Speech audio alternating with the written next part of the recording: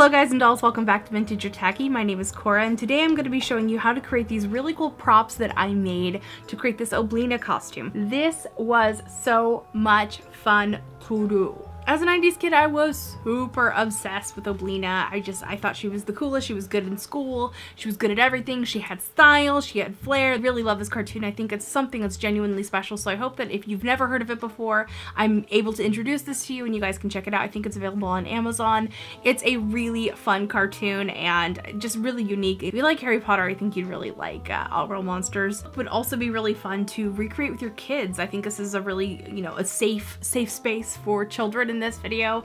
You'll definitely want to do things like handle the X-acto knife and the glue gun and things, but this is such a great way to introduce them to a cool 90s cartoon that you loved as a kid maybe, or get together with some of your girlfriends and maybe take a group photo with you guys creating multiples of these. You guys, I gotta be honest, I had a hard time deciding which one of these two versions of the lips I liked better. I did this glitzy version with glitter and gold, and I did this matte paint version with black and white stripes, and I think they're both freaking awesome. Let me know which one is your favorite in the comment section down below. If you recreate any of my Halloween videos this year, I want to know about it. So go ahead and tag me with VOT Halloween on Instagram or Facebook or wherever. I was gonna say wherever fine books are sold, but I don't know why that came in my head. I think I've got 90s on the brain. Anyway, thank you guys so much for watching. Be sure to rate my videos and comment. It really helps me spread the word. If you like what I'm doing, be sure to subscribe and grab some candy corn and your hot glue gun, and let's go ahead and get started. I love candy corn. Get started today. I'm going to show you guys how I created the lips. I had some trouble kind of going along, and I'll kind of give you some ideas of certain materials to use. So this is the general shape of the lips. Unfortunately, I don't have any footage of me sketching it out because, oh dude, it's a long story, but really you can do any kind of shape that you want with this. I decided to use cardboard because my original plan was to do particle board, or why do I keep saying particle board? To do poster board, but I found it to be really rough to cut out, which I think works for things like the eyes, but for the lips I wanted them to have a nice smooth appearance. When it comes to doing the teeth, you can do 2x2 or you could do 3x2. Her teeth would sort of change throughout the animation, so you could also, you could add in the fangs. You could really get creative and do whatever you'd like with this. The next thing that I did was start painting it out. So it kind of depends on what you're doing, what order you want to do this in. So if you're just going to do this the matte paint color, I would start from the inside out, do the teeth, the black inner of the mouth, and then paint the red outsides because it's just easier to do that way. But if you're going to do the glitter, it's important to make sure that the red paint is fully dried, so do that one first in that case. Now I wanted to show you guys how poorly the paint applied to the particle, or I keep saying particle board, to the poster board because it was just so streaky and awful. Whereas the cardboard has more of like a raw exposed surface, so it's a little more absorbent for the paint. So that's why I highly recommend that you use cardboard whenever possible. Plus you're probably recycling something that you were going to throw away versus buying something new. That's better for the environment and all that nice neat stuff. So after I get the teeth based out and the black painted in, you can see this is a really rough hash job that I did with that.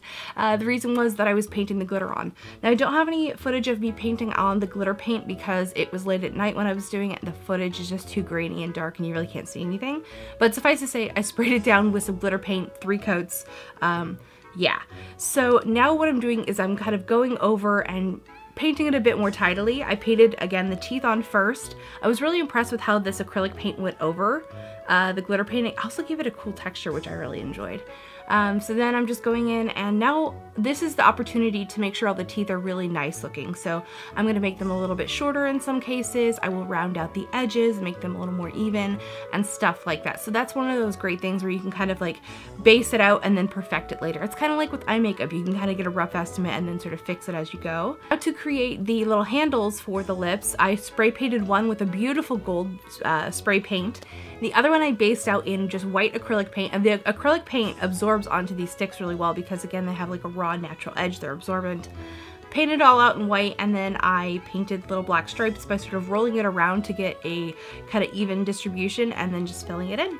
And then you want to let this dry before you do the next step, which is taking hot glue and making sure you have a good amount of it on there. Pressing it onto the lips on the back and holding it for a bit. This is going to be a little bit hot. You can see a little bit of the glitter paint actually got on the gold stick. Anyway, press that on and just, it's a little bit hot, so be careful to do this yourself if you're doing this with kids or whatever. And that's it. That's how you create the lips. Now for the eyes. Okay, this was really fun to do, you guys. I used the poster board for this part. I said it right that time. Using a little like jar that I used for my Q-tips as a template for the size that I wanted to cut out. And I knew at this point that it was going to be rough because, as you can see, I had already cut out the lips and was really unhappy with how it turned out. But for the eyes, I felt that it added a little bit of charm that reminded me a lot of the animation. So even though you can see I'm having so much trouble with the X-acto knife, this was a pain in the butt. I'm not gonna lie. But it was a labor of love, and you can see that rough texture there. I think it works for the eyes. I don't think it works as well for the lips, but you know, to each their own. Next, I'm gonna mix together a custom color out of this green and yellow paint for the eyes.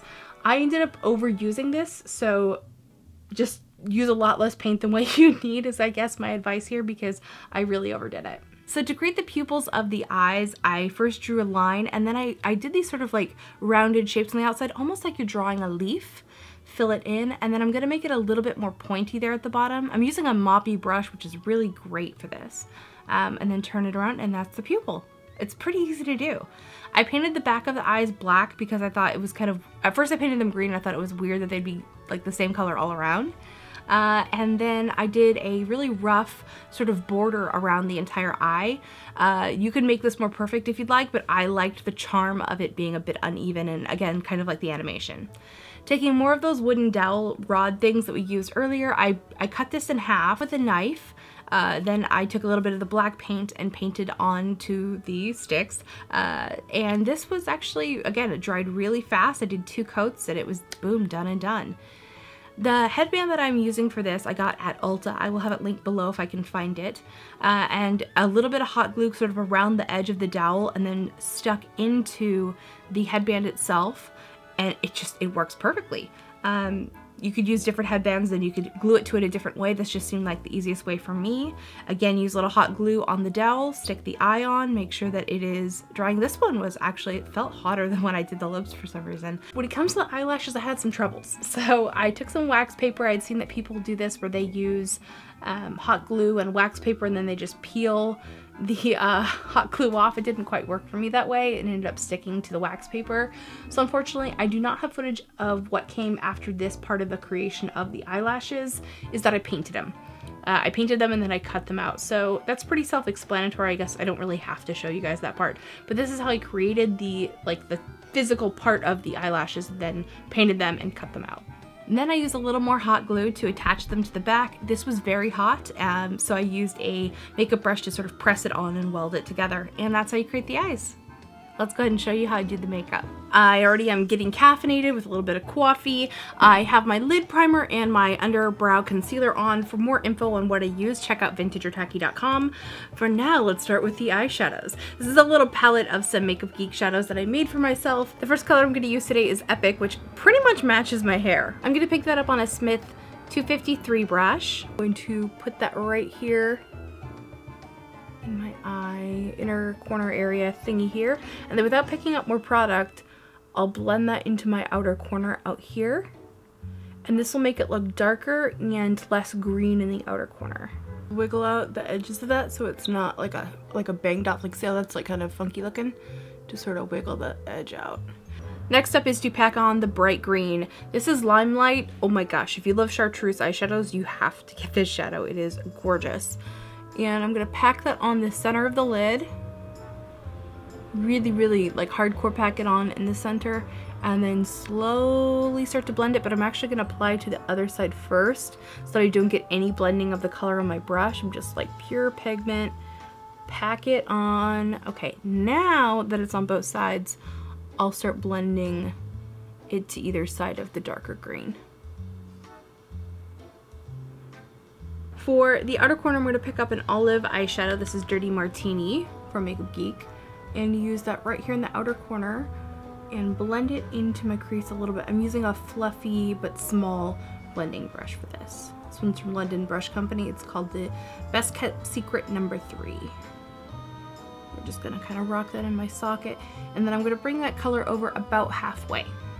Now with what's left over on the brush, you can blend out the inner corner. Sort of trading where we apply the color and where we blend it. And blend that over. But to really make this whole thing pop, take a beautiful shimmery yellow color. This one's Lemon Drop. So to make it pop, add Lemon Drop. I'm going to use that right here to enhance the crease. Normally I don't put shimmers in my crease, but because this is just kind of adding a mild amount of color and it looks really beautiful with the blended out smoky eye like this, I think it works. It's going to end up looking shimmery all over, but that's okay. I'm going to add a little bit of black to this party because I feel like it could just use a little bit more depth. So I'm going to take a little bit of Corrupt from Makeup Geek and I'm going to tap it off because it's a pretty intense black. And then outer, inner. Then blend it into Oblivion, but Oblina. Ah, that was terrible. It was a dad joke. If you're having trouble applying eyeliner, I think it's really helpful to have a mirror that's behind you. Behind you? That's in front of you, but like below you. That's what I was trying to say. For my primer today, I'm using the Embryolisse La Creme Concentrate. This is really great moisturizer slash primer if you have drier skin, which I definitely do. For foundation today, I'm going to be using the Makeup Forever Ultra HD Stick. This is my go-to, hands down favorite foundation. I use the shade 115, which is equal to R230. I am blending that out today with a Smashbox brush, which is the full coverage foundation brush. For concealer today, I'm using the Pat Away Concealer from Pixie in the color Cream. To set my makeup today, I'm using the NYX HD powder. You're using pastel eyeliners in your inner rim or a really bright like neon, kind of like this color today is really bright, chartreuse. It can be helpful to first put down a white eyeliner, so that's what I did today. I used the Graftobian liner in my inner rim, and now I'm using Post Punk from Urban Decay, and it's gonna make it just pop all that much more without having to waste as much, especially since this eyeliner was like limited edition and like a specialty color and stuff. And then for my lower lash line, I'm using a Makeup Forever eyeliner called D12, which always makes me think of Boys 12 from American Dad.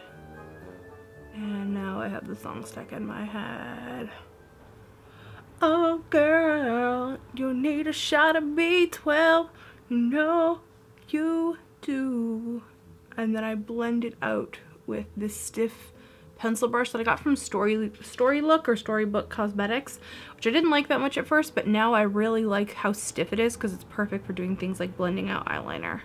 If you can manage to apply mascara in general, especially to your bottom lashes without having to do this, you're a better man than me. For my mascara today, I started out by using a generous amount of Clinique High Impact Curling Mascara, really wiggling it in to the lashes to make sure it's nice and thick. And then I took a lash applicator tool, you can just use tweezers if you like, and pinched my lashes together to get a spiky look. And then to enhance the spiky effect, I took a pair of false lashes. This is Ardell Demi 102. These are fantastic because they're not too long, so I don't have to cut them down because I don't have the world's biggest eyes. They fit my eye shape and lash line perfectly. Just make sure that I get them both lined up, and because I've made my natural lashes look spiky as well, they blend in perfectly. And that way I don't have to get mascara on the fall season, I can wear them again. To enhance my cheekbones, I'm going to use a little contour powder from Makeup Geek. This is in the color Breakup. And then for blush, I'm going to use Cherish, also from Makeup Geek. For my brows today, I'm using the Makeup Forever Brow Liner. This is an intense brow definer in the color 50. This is almost black, it's just left of black. I'm also going to be using the NYX 3-dimensional brow marker in charcoal. For my lips, I'm going to start out using MAC's Cherry Lip Liner. And then fill it in with Makeup Geek Flamenco.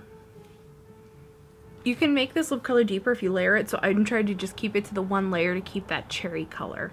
So the final piece of this to make it a character makeup is to add the little black triangles to mimic her pupils on the eye. So this is a delicate process, and I've done it 3 or 4 times and I still have never gotten it quite perfect, so don't beat yourself up if you can't do this. You can always just draw a straight line, or you can make them into triangles like I did. Because of my eye shape, my eyelids keep folding in on themselves, and so the line keeps getting like wobbly, or like little bits of the eyeliner kind of flake off, and it's just like, you know what, this is way more frustrating than what it's worth, because this is the costume right here, these elements here. This is just a supplemental beauty look to go with it. So I decided to take it off and just show you guys what it looks like without that element as well. If you'd like to see photos of all the different versions of this that I've tried, go to vintageortacky.com, where I will have photos of everything, a full list of products there as well. And I hope that you guys enjoyed this. This was so much fun to do. I want to like do more costumes like this because it's relatively easy and so much fun to do. This is such a cool like kind of handicraft. This would be great to do with your kids or something. So that's it. Thank you guys so much for watching. I might be Vintageortacky, but just be your own kind of beautiful. See you, bye!